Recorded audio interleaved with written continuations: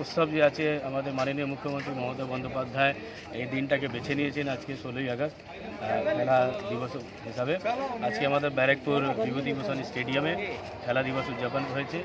দেখবেন টিটাগড় পৌরসভা একাদশ আবার ব্যারাকপুর পৌরসভা একাদশ দুই পৌরসভা মিলে আজকে খুব ভালো আনন্দ করেছে এবং ভালো একটা পরিবেশ তৈরি হয়েছে আমাদের এই স্টেডিয়ামে। প্রচুর লোকজন ছিল, প্রচুর দর্শক ছিল, খেলা হয় খুব আনন্দ হয়েছে এবং সবাই খুব আনন্দ ভোগ করেছে।